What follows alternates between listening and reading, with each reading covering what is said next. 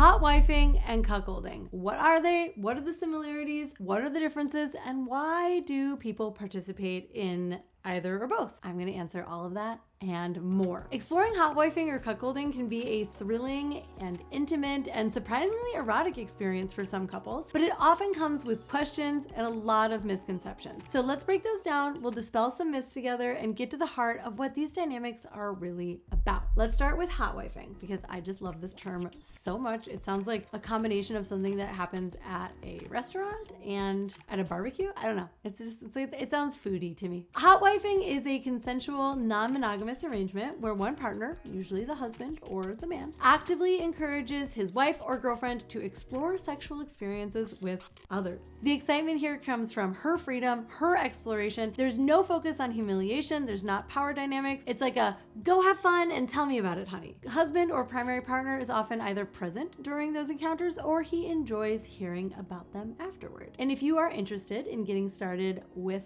hotwifing, begin by, number 1, communicating. Yay! We knew that was coming.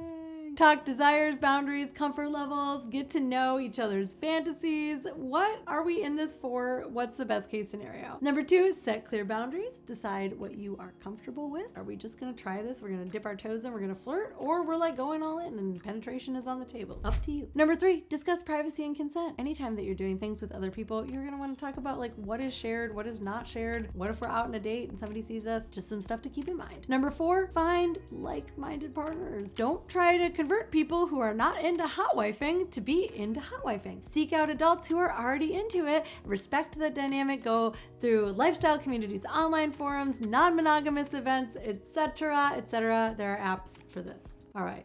Let's talk about cuckolding, the subject that almost tanked my YouTube channel back in 2020. Cuckolding shares some similarities with hotwifing, but it adds an extra layer of consensual, please note, consensual power play. In this dynamic, the husband or male partner not only encourages his partner to experience sex with others, but gets a thrill from feeling left out or submissive or less than, like a cuck. That's where the term comes from. There's often some playful teasing. The wife often has a lot more control or power in the scenario. Sometimes she's dominant and he's submissive. Sometimes the bull or the other man is sort of seen as the dominant, but it creates a power dynamic. It's a little bit of a kinky dynamic and it is usually centered on female pleasure. If that sounds interesting to you, here's how to get started with cuckolding. Very similar to hotwifing. Follow everything that I said before, but also have a deeper conversation around this particular aspect of the dynamic. You want to define the power play. You want to define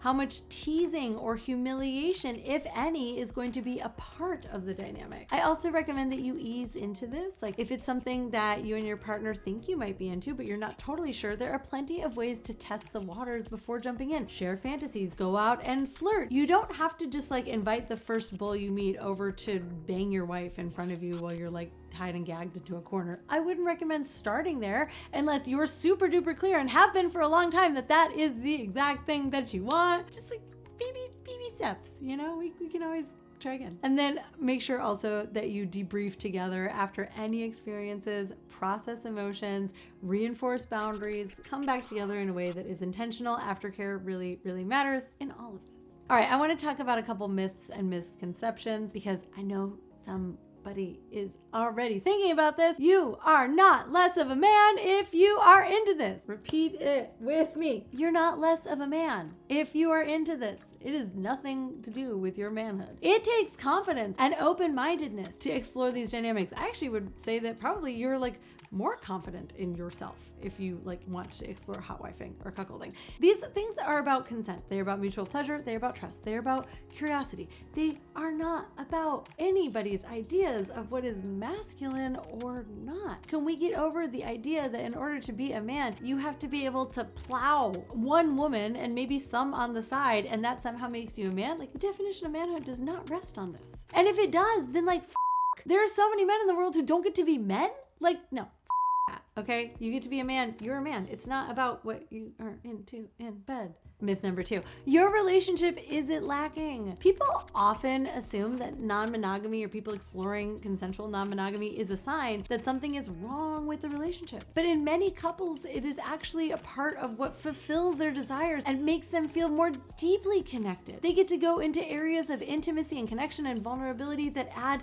excitement to their dynamic, not fix anything. Nothing has to be wrong. And by the way, if something is going on in your relationship, it's not as strong as it could be, adding more people into the mix is not the answer. Get your shit together first before you entangle anyone else in your nonsense. Number 3, jealousy can't be managed. Jealousy is a natural emotion. You can explore jealousy. You can be curious about jealousy. So many of us spend so much time trying to avoid jealousy like it would be the actual literal death to us. Jealousy exists. It comes up. People often also assume in non-monogamous dynamics that you just like maybe never ever get jealous. That's not the case. All people, I think, have the capacity to experience jealousy. It doesn't mean that you can't explore these things. It just means that you have to have some emotional intelligence and plans to soothe yourself, to deal with it for yourself, and to deal with these things as a couple. You also probably want to know when things reach such an emotional point that you need to not engage because maybe this is not good for your mental health. However you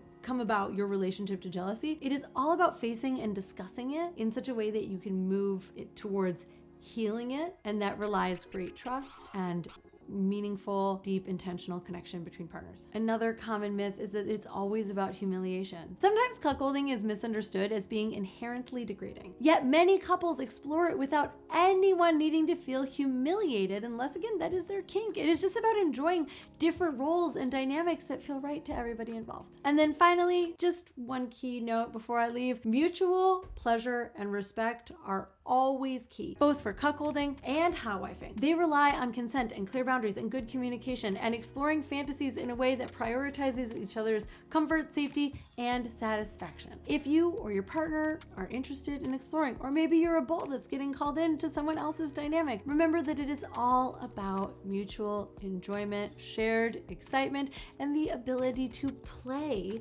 with erotic and edgy and maybe even taboo things. And if you do all of this in balance, then these could be potentially an exciting part of your sex life. I'm Caitlin B. Thank you so much for tuning in, for subscribing, for watching, and I will see you here later this week. Bye.